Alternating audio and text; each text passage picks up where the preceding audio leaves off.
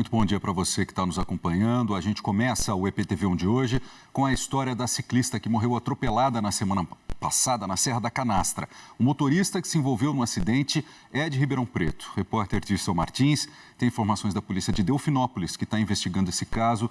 Oi, Dirceu, com você. Bom dia. Bom dia, Guilherme. Bom dia a todos. A Laís Mendes Soares era uma ciclista de sucesso. Ela conquistou vários campeonatos de ciclismo de estrada, que era a modalidade em que ela era especializada. Inclusive, conquistou o Campeonato Paulista de Ciclismo em Estrada. Na quinta-feira passada, ela fazia um treino dessa modalidade numa estrada no município de Delfinópolis, quando foi atingida por um quadriciclo.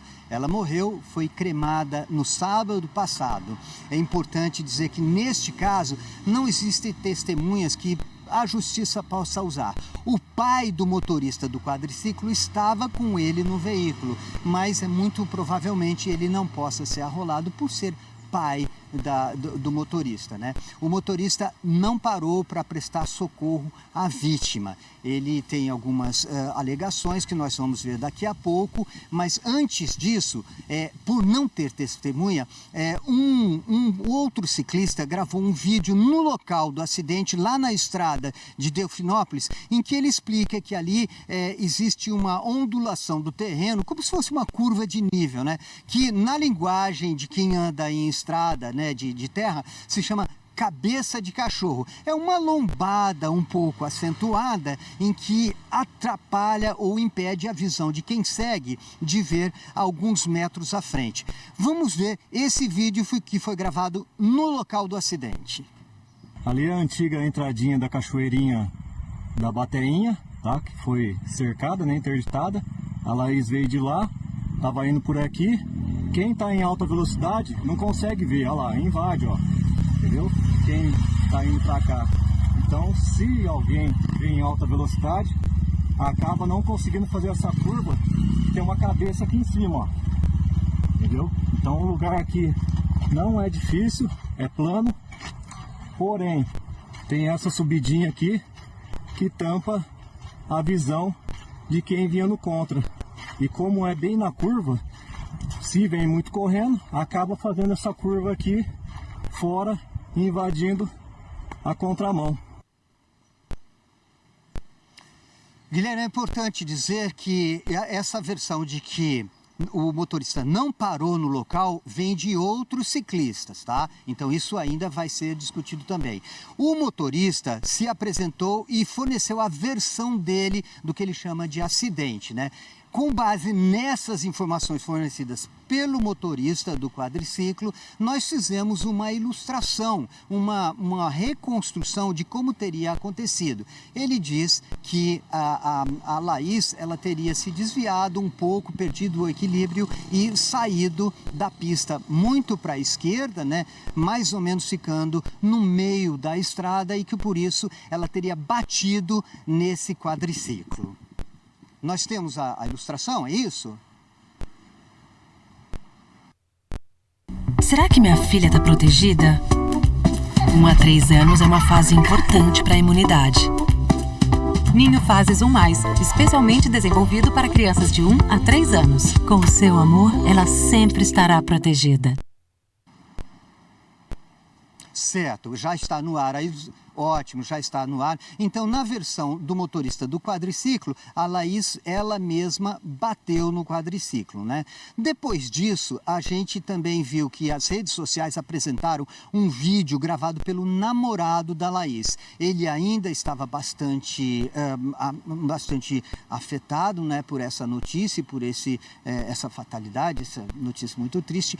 E ele diz que não, que ali não teve nenhum desvio, que a Laís não teria feito nada, porque a bike, né, a bicicleta de ciclismo de estrada, não teria nenhum arranhão, nada que justificasse esse fato dela ter caído. Vamos ouvir o vídeo do namorado da Laís Soares.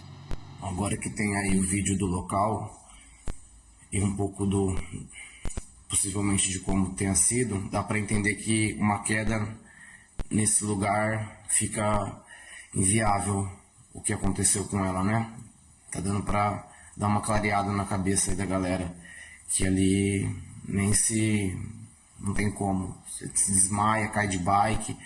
E o mais interessante também é que a bike não tem ralado, tá? Ela não tem marca de... Quando a gente cai de bike, a gente rala banco, pedal, o banco tá intacto, entendeu? Então, com esse vídeo anterior aí dá pra ter uma noção de que não foi uma queda de bicicleta, tá?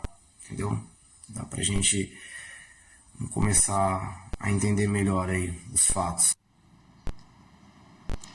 Pois é, então o noivo, né, o namorado da Laís, acaba acusando o motorista do quadriciclo de ter, sim, atropelado a Laís, né? E a gente está agora com o Daniel, onde que é o advogado de defesa deste motorista, né? Bom dia, e existe essa diferença de versões aí, né? Qual a versão, qual que é o posicionamento da defesa? Bom dia, Dirceu. Primeiro é dizer que nós lamentamos profundamente a perda dessa atleta. A defesa está muito condoída com essa fatalidade, mas de fato foi um acidente, uma fatalidade, do qual o meu cliente, ele não se omitiu no socorro, em prestar o socorro. A lei determina que a pessoa, estando impedida de fazê-lo pessoalmente, ela deve buscar ajuda pública. E foi o que ele fez. Ele estava num quadriciclo de apenas 2 lugares, ele chegou a colocar a atleta dentro do seu veículo para deslocar até o hospital, porque é um local inóspito, não tem sinal de celular, é de difícil acesso. E quando as pessoas chegaram ao acidente, outros carros, entenderam por bem mantê-la no local do acidente e começaram a proceder um atendimento de emergência pelo local e ele se deslocou ao hospital. Então observe, ele não deixa o local em fuga, ele vai até o hospital da cidade e no hospital da cidade ele informa a médica de plantão sobre o acidente, ele fala com o motorista de ambulância, explica o local do acidente para que se busque um auxílio público àquele acidente.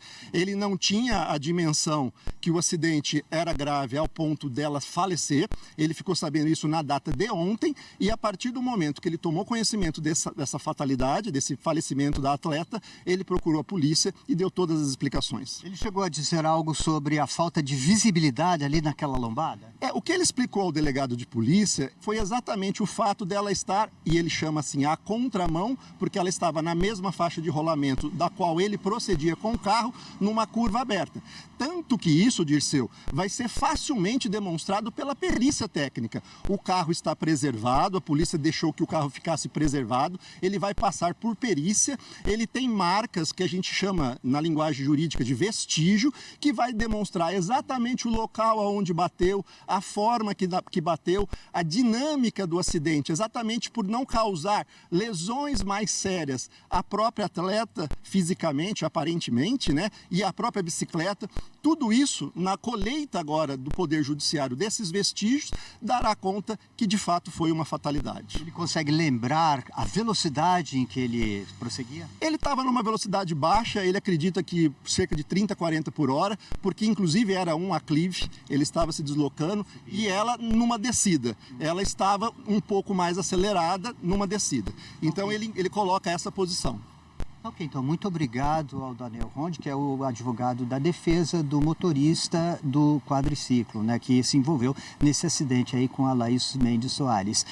A Prefeitura de Delfinópolis, né, onde aconteceu o acidente, informou que está tomando as medidas necessárias, né, para esclarecer esse acidente também e informou que a velocidade máxima permitida nessas estradas de terra é de 40 km por hora. Guilherme. É um caso que está sendo investigado, né? E é claro que todos nós lamentamos a morte, né, da Laís Salles. Continuamos acompanhando. Obrigado, Dirceu Martins. Bom trabalho para você.